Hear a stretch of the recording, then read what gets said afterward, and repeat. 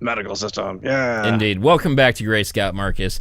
I'm Scott, and that one's Mark. Here on Ramble Entertainment, where we do a podcast called Great Scott Marcus, obviously, and then we break out into small topics we call rambles, and then we end the week on a big topic we call the topic because we're unoriginal. And then for some reason we put it all on the internet. Mark!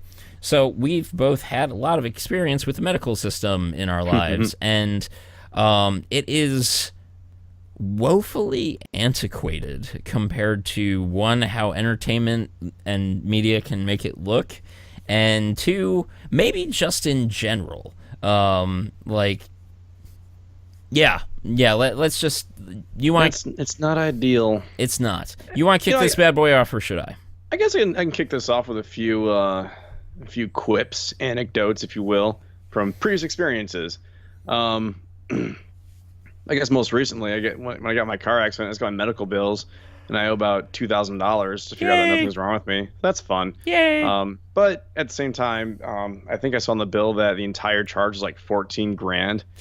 And thank God for insurance, I suppose, because I am lucky enough to have insurance. But I guess really that there's no proof in saying how the medical system is fucked up or antiquated with that quick story. But there's this one. And this is interesting. 2 years ago, 2014, I moved here. So summer of 2015, when I was running. I think it was only 2 years ago. Stuff. Yeah, 2 years ago. Instead of thinking when I moved down here, and it was that following summer. I was running, and this would be a quick story. And you already said that, and it's already not quick. I know. Now I'm delaying it a little bit longer. As I was saying, I was running, and I ended up falling, and I fell on my side. I'm like, damn, that hurt. Came home, popped some Advil. I was like, man, it still kind of hurts. But it felt like I just kind of, knocked the wind out of me. Didn't really think anything of it. And if this will get slightly graphic for you guys, so you might want to mute this, but I came home and pissed blood.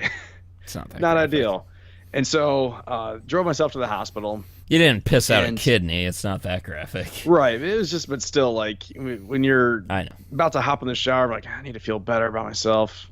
Hop in the shower, maybe relax some muscles, and just over the toilet, like, oh, that looks straight like cherry Kool-Aid. Uncool.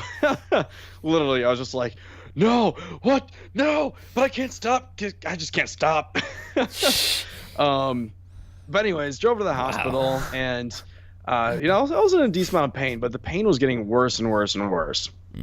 And with my previous medical history of, losing a leg and having multiple broken bones in your legs, I know what my body can handle in terms of painkillers and what doesn't work and what does work. And so the pain's getting worse, and they give me like these little codeine pills, just codeine, not oxycodone. At least I don't think it was, but I think it was just plain codeine. And I was like, okay, you've given me like 2 of these. It's doing nothing. Like, can you give me a Percocet? I know I can take it. I've taken it before. And yeah, that sounds great. Fine. Yeah, I'm just... Okay, but the deal, like, sure, I can say that. But here's the interesting part. I understand that, in Ohio especially, we've got an opioid epidemic. That's a fact. So when someone comes in asking for Percocet, it's fine. But then again, I can lift my fucking pant leg and say, look, I've been through shit. Like, I understand what I can take. Believe me. Look at my medical history. It's fine. But so, and they're like, well, we can't do that because we have to get a prescription from the doctor. I'm like, then do it. I'm like, well, he's currently busy right now. I was like, well, we can give you a shot of morphine. I'm like, you're going to go from codeine, like little codeine pills, to straight IV morphine. Just like that. And they don't need a prescription from the doctor for morphine. And of course, I was like, give me the fucking morphine, because I was in an increased amount of pain. And it was just heaven. Oh, bliss. But that's not here nor there. Yeah, you do just fine with drugs. Oh, yeah, I do just fine with drugs. I don't know about that. Like when I got my car accident, they gave me Vicodin and like naproxen. I've got it like still. It's like if I want to relax, I know. It's just you're not selling yourself here anyway. I don't give a shit. The bottom line of this is how you can go from something as simple as like just simple codeine which it might be addictive. I don't really know. I haven't looked that up. As is it a narcotic? Maybe. To morphine, like fucking morphine, which is a step away from heroin in a state that, has an opioid crisis epidemic. And it's just like, how does that work that way? Like, how do you not just say, okay, that's not working for you. You're still in pain. Let's go something a little bit stronger that's not going to be fucking injected into your veins. I don't know. Like, I question that every day to how that works. Going from,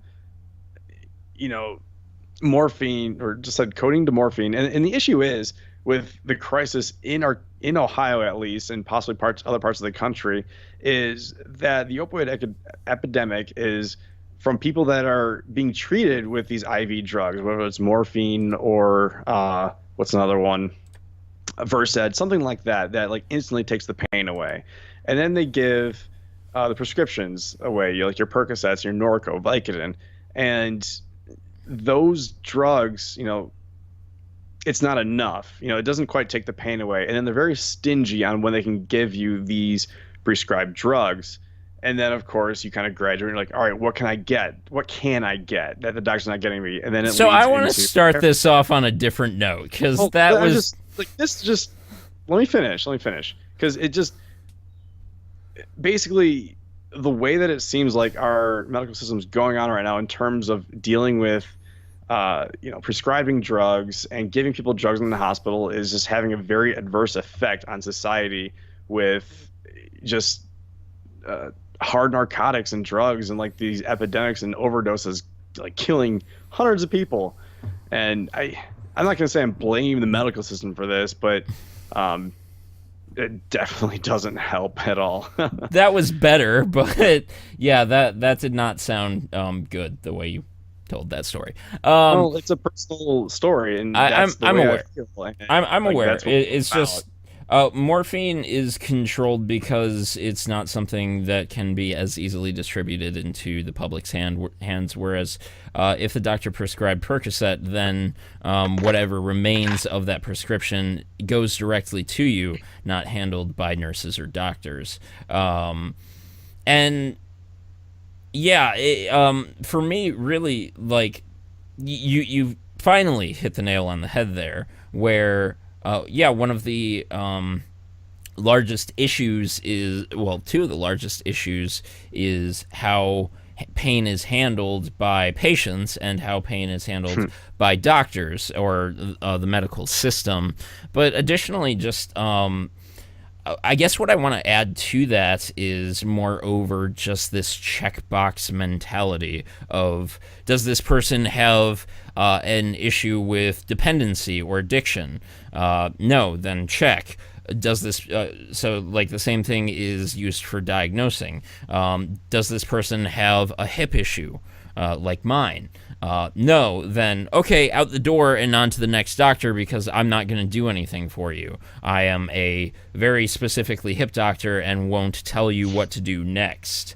And I think more and more that is the thing that, one, I think is the largest issue at hand, and two, the thing that I really want to talk about is this checkbox mentality. Even nurses, again, one of the women I've talked to when working out with, her sister is a nurse, and they just have this kind of checkbox mentality where it's just like, did I get all these things done? Check. Does the patient need this? No. Check. Check. Mm-hmm. My sister was in the hospital recently. She went to the hospital where I had my gallbladder removed, and I was in that hospital for 7 days. Most of those days, nothing happened. I had to have the gallbladder removed, and then they wanted to check that a gallstone didn't get out and get into my liver, which is admirable that they're being thorough like that, but didn't need to be there for 7 days. I think it took 3 days just to get the gallbladder out, and then another 2 days to check the liver, or another day to check the liver, and then for some reason another the other 2 days was to basically make sure I ate, passed gas and had a bowel movement, which is fine. Checking it, those are boxes to check off, but it was a very arduous process. A lot of different doctors coming in to tell me different things that almost seemed unrelated, and like they weren't talking to each other. And then my sister went to the same hospital. She had an abscess that grew to like on her stomach that grew to make her look like she was 9 months pregnant again within days. And these doctors weren't talking to each other, couldn't figure out what was going on. And the one doctor actually had to go over the other doctor's head to say, we're transferring her to the larger main hospital.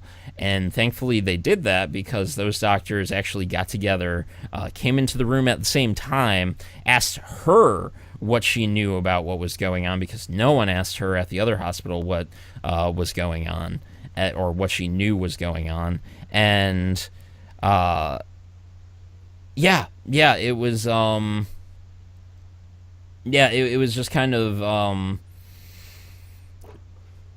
it was a really shitty experience for both of us at that hospital. And thankfully she's being taken care of now, because things actually started to look dangerous. They figured out that her appendix not only ruptured, but then seemed to burst into smaller pieces and spread itself out across most of her stomach, which caused a lot of this issue.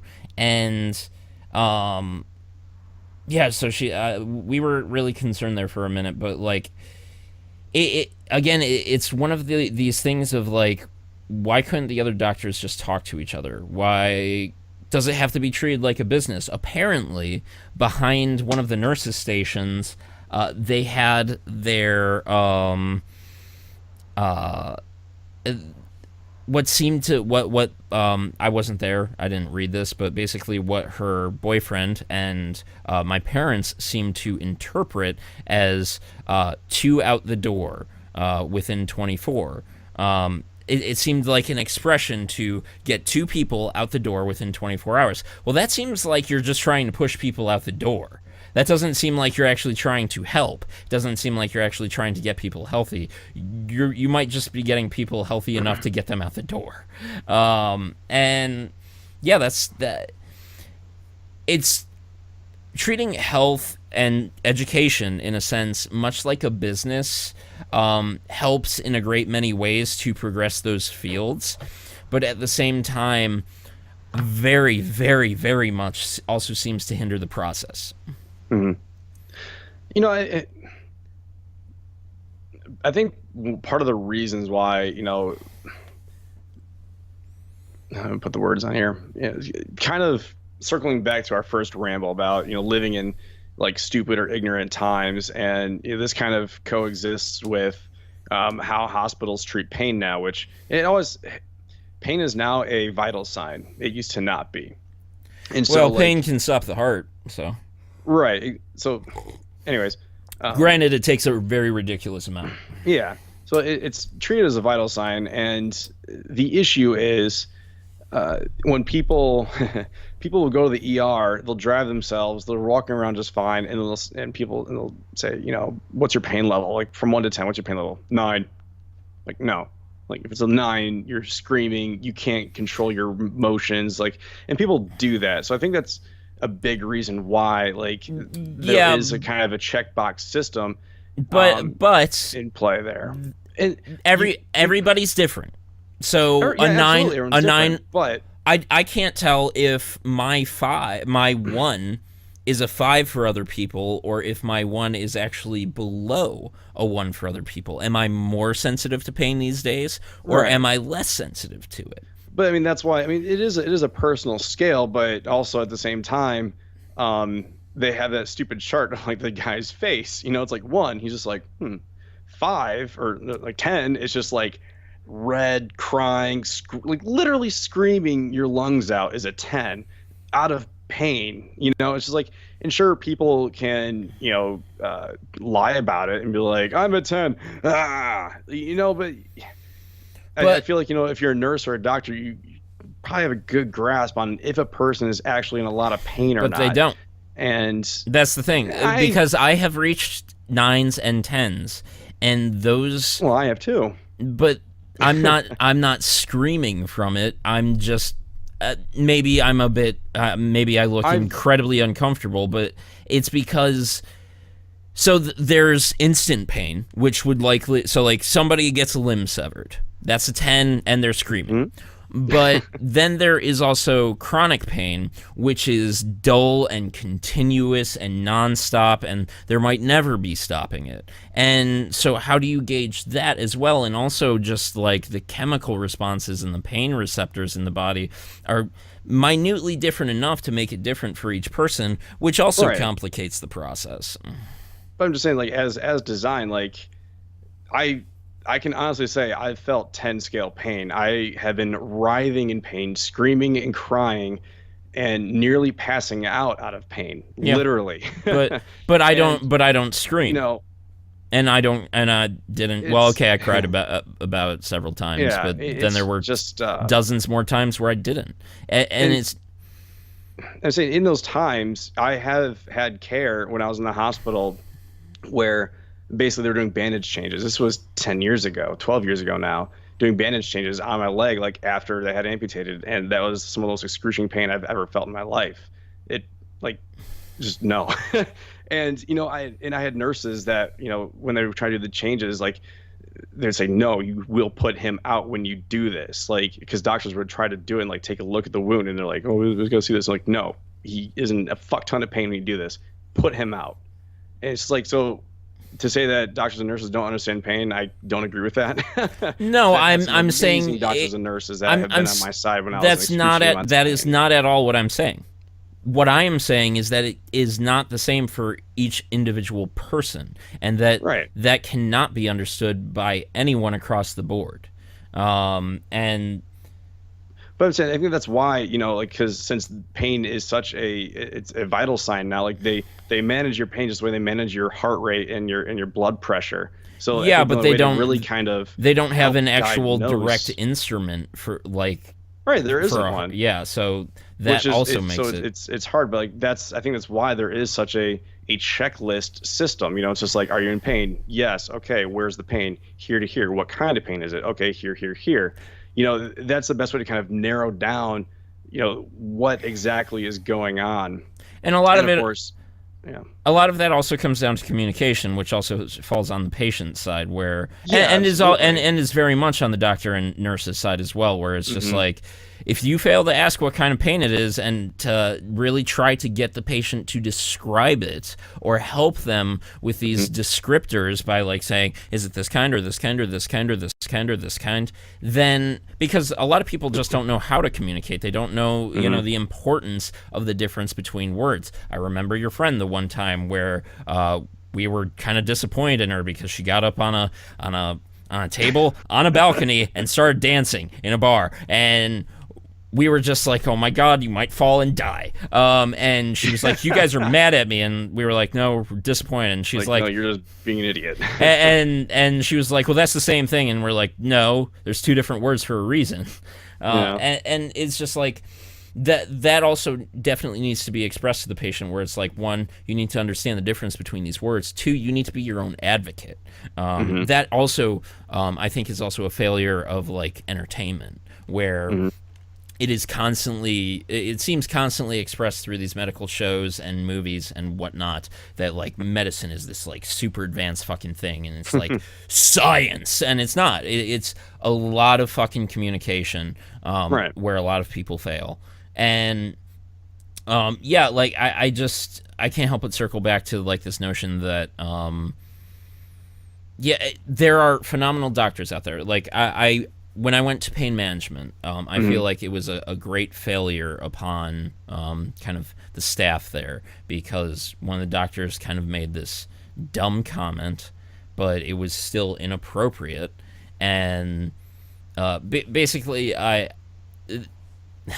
I'll say it. They were going around the room asking what we plan to do with the weekend in between weeks, where, it was like a 5-week program of pain management where basically you learn to live with pain. And he yeah, he was asking what each of us would be doing, and I was kind of excited. I was just like, I'm, kind of starting to live with this more, like if my parents go shopping, I'll help them carry the groceries in and stuff, and, like play video games and talk to Jenny and things like that. And he said something to the accord of, well, if that was me, I would just kill myself, or that it was that, or well, why don't you just kill yourself, or something like that. And it's just like, no matter what context, it was inappropriate, especially, like for someone who was in pain. And then what else happened? After that, I wanted to see the original doctor who kind of started to point me in the right direction for handling my issue, where basically she sent me to have the sports hernia surgery done. Then she sent me to Dr. Rosnick. Whoops. He's one of 6 hip specialists in the world. You can Google him very easily. If you knew I had hip issues, you could probably find him without even my mentioning his full name. Either way, basically, it seemed like a lot of failures by a lot of doctors within the single system.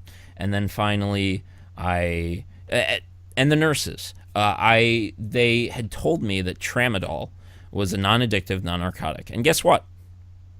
It's an addictive narcotic. It was, or at the very least, a cousin to the addictive narcotic. So they call it a cousin to an opioid. And at the very least, the pain program pointed out that I had a dependency for the thing. So when I got home after that first week and decided to withdraw myself from the program, I also chose to withdraw myself from tramadol, which helped to create the worst 4 weeks of my life, but I did it without any aid because I wasn't addicted to the shit. I was dependent, but I wasn't addicted. And then finally, I saw where it all started again because, people jump to dumb conclusions when it comes to medical stuff. And that's kind of why, doctors and nurses need to be helpful and need to, be descriptive because people jump to dumb conclusions. When all this started, I was just like, I'm feeling pain near my hip. I have ball cancer and I'm going to die. But that wasn't the case. And the doctor who I first saw even reassured me, is just like, you don't, and that's not the case, and you're dumb, but it's going to be okay. And I saw him again, and he asked me everything. It had been a year since I had seen him, but he remembered everything, or at the very least knew to take notes on this shit, knew I was a chronic pain patient.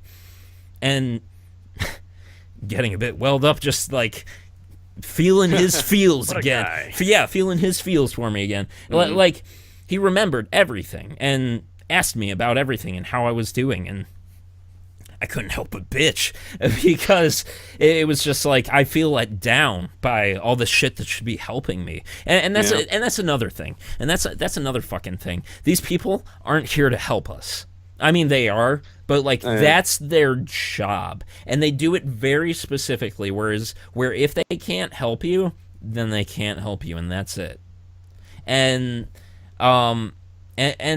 yeah, like, he was just like, well, man, like, NyQuil's somewhat addictive, but I'm not addicted to it. But when I find that, like, I can't sleep and I don't have melatonin, or melatonin doesn't work for me, I take NyQuil. And sometimes I take it multiple days. And you know what I find out the next day or the next night when I, know that I shouldn't take it again? I can't sleep that well. So, like, same thing with coffee. Same thing with, candy, cigarettes. Anything. Yeah, like, it's just like you can form a dependency on a... Yeah, exactly. Like, we all form habits, and some of us take those habits to an extreme, and he was happy I didn't. And that kind of reinvigorated me, and I was seeing my chiropractors at that time, and I definitely believe more in great chiropractic care. And there's a huge difference between what's great chiropractic care and what's not.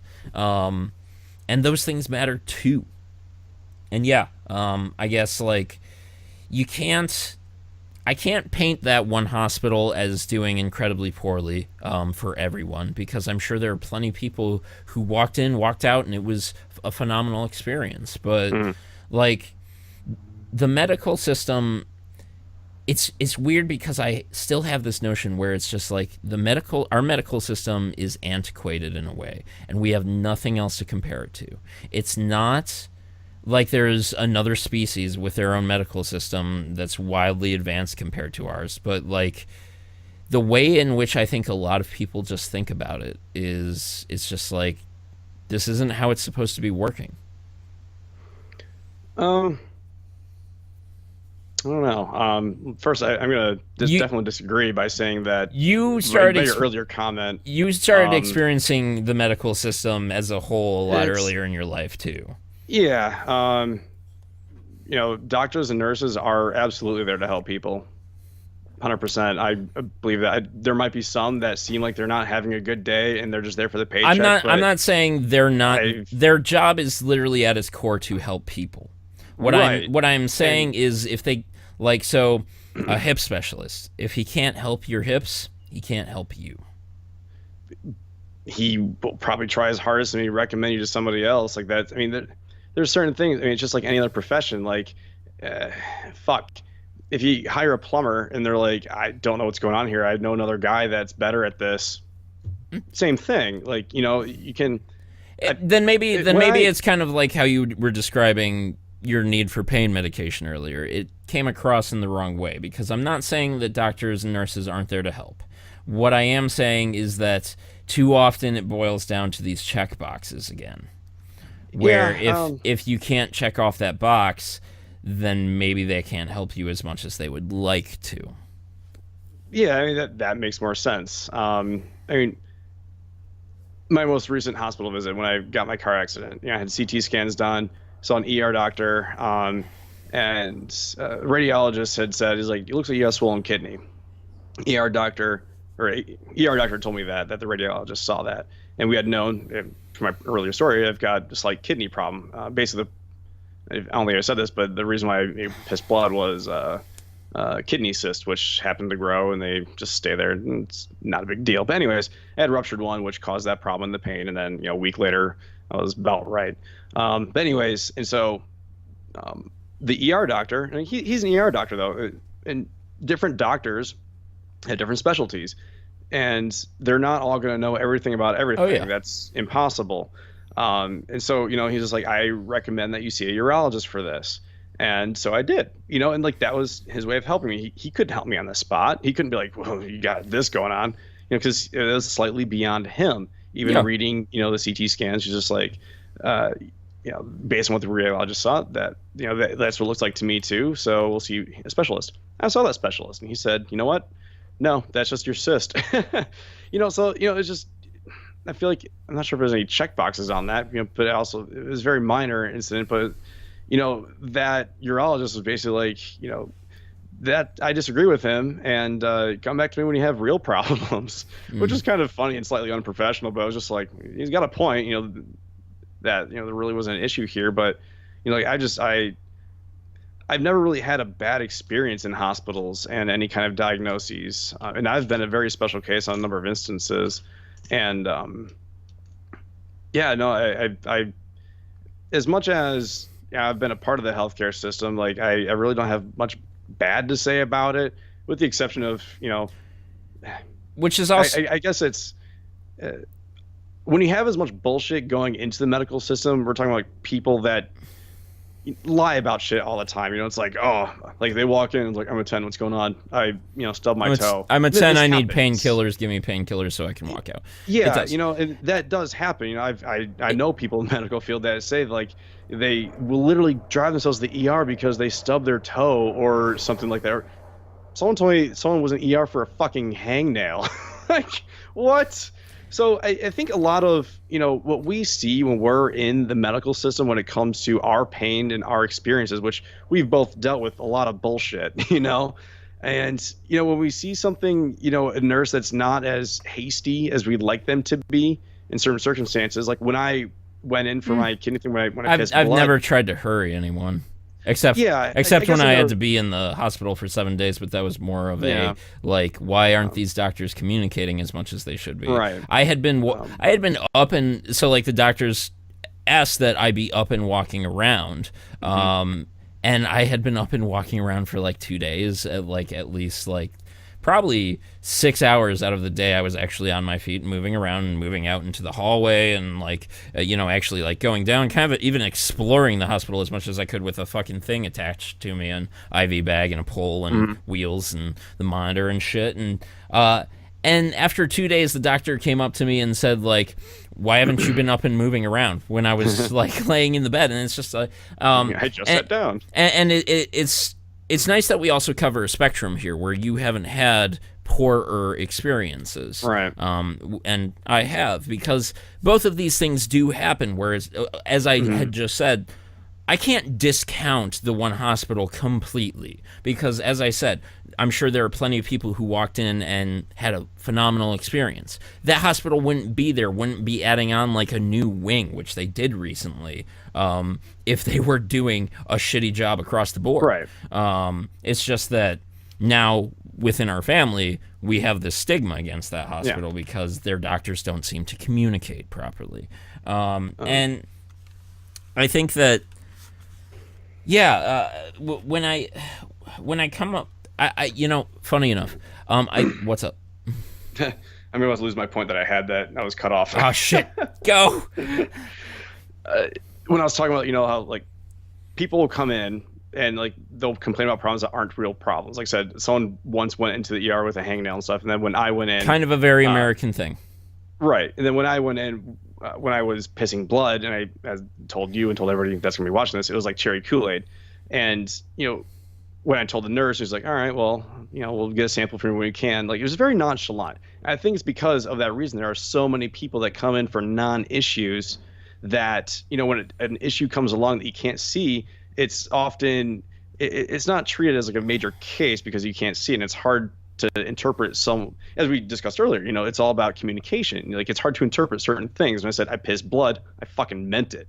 They didn't believe it because of probably other people. And once I finally peed and gave him a sample, the nurse walked in and her jaw hit the floor. Like, she was like, wow, you weren't kidding. I'm like, no fucking shit. And and that can also, one can say that is like a negative thing about the hospital and saying, I wish it would have done that better. But at the same time, they don't know. Like, they had thought maybe, just a slightly tint of orange in my pee. You know what I mean? But that can also circle back to even how people react to pain. Maybe people who have like cysts on their kidneys or piss blood react a lot more viscerally. You have also had to put up with a lot more pain in your life, like myself, where it's just like, wow, you can tolerate a lot more, so like, it comes, man, we're going to keep circling back to communication. And like, feels like all I've been kind of talking to people about lately, whether it's in the work setting or, in a relationship or, in a hospital setting, like,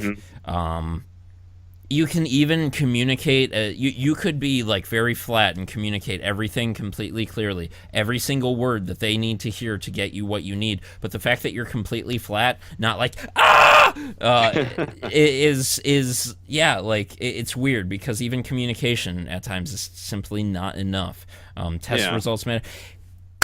Fucking, here's another instance of like where like the system felt like it was just completely failing me, where I went to see a spinal specialist. He had an MRI taken of my spine to see if he could identify where the pain was coming from, and he left a message on my voicemail that said, there was nothing there, it is completely unremarkable, which means there's nothing to remark about. And then I took that MRI result to the chiropractor, who reduced my pain level from like 7s and 9s on average to 1s and 2s on average. I feel Skype's getting airy. We'll be ending shortly. I gotta get going because there are people waiting on me to respond to them. And they my chiropractors were just like, I have no idea why they said that. Because you have 2 discs that are pinched and swelling, and also your spine is crooked, and so are your hips. And they showed me the x-rays, and it was clear as fucking day. My hips weren't like, kind of like this. It was fucking this. My spine wasn't just like a bit like turned. It was it was like, where like you can turn your hand, and it's just like, well, this part's straight down here, but this part isn't. And it's just like, how can you fucking say that? How can you say that? Like, clearly there are things to be remarked about, even if you can't handle that. He also had a beard and smelled of BO and visited us in sandals. So yeah, and maybe she wasn't a doctor. I'm gonna be a doctor today," said the homeless person. Might have been a doctor jacket or something. But yeah, like, it just you have to be your own advocate, even whether you have the best experience or the worst experience. I think is one of the most poignant points to conclude this conversation on. Is you have to know all your own shit, bring all of it to the table, and be persistent that, like, you know what's going on with you. You know, if you're pissing blood, you're pissing blood. And until you're not doing it anymore, that is what happened to you. If your legs are causing you tremendous amount of pain, that is what they're doing to you. And you have to figure out why, even if the doctors don't want to. And don't be a whiny bitch. Also, yeah. Don't go to ER with the hangnail, and respect your nurses. And they work hard and long hours. That is unfortunately a part of it too, where we live in a society that is very entitled, spoiled, and petty at times. And we also have to all level with that, even those of us who are in those ways. Even at times, if you don't recognize it, you have to recognize that, like, the society is not equal in all of our mentalities, and like that's something I wish I had grappled with sooner. But you know, that's also just part of maturity and becoming an adult. Is, you know, really recognizing these differences and updating your wardrobe. And yeah, we live in a stupid time. With great technology. Great technology, where you have to be communicating, otherwise you're just a part of the stupid times. And so, yeah, like, dude, just like everything else, just like retail, just like, wow, why is retail the only thing I can think of? Just like the restaurant industry, just like sports, just like video games, there are going to be those that have great experiences where others have fucking terrible experiences. Is there Yelp for hospitals, probably? They wanted to do Yelp for people. Oh, Jesus. They were going to try that at one point. There's an It's Always Sunny about that. Really? Dennis ends up, like, freaking out. Oh, no. What am I rated? What am I rated? Technically, that was dating, not people. Right. But yeah, Yelp actually wanted to do, like, people just across the board, and yeah, that's kind of not cool. So that's good. Mark, well, it's been an episode. I'm not sure if this was even good or bad, but it was an episode. So the friction was different, but it was good. I still like when we can, you know, really kind of try to polarize on things. And I liked this about this topic here, and the one ramble about kind of the state of the world we're living in. So we should try to hit those a bit more often. But hey, you thinking next week maybe? I'll be going to Cleveland. I'm not sure if you'd want me to. That's right. You're picking up those shoes. Picking up my shoes that you left here when we had our beach party. So I'm not sure if maybe you'd want to do an in-person one, or just I don't wait till like the in-person ones because the mic just doesn't pick up as well, and So, do you think you'll be back in Columbus in time? Yeah, I mean, it won't be as early as today's recording, I don't think. But I shouldn't have as much stuff going on. So, in fact, it looks like I don't. Weekend. So, yeah. I mean, I wake up early anyways and never stick around too long. So, yeah, it's very, very possible next weekend. Yeah, I have to pee. All right. Then it's been a good one, and as we typically say, do good things, internet. And I've been trying to tack stuff onto that, but I think in general, do good things is enough. And like, subscribe, share. If you like what we had to do here, do the thing. And yeah, we'll see you next time. Yeah, see ya. Whenever the fuck that is.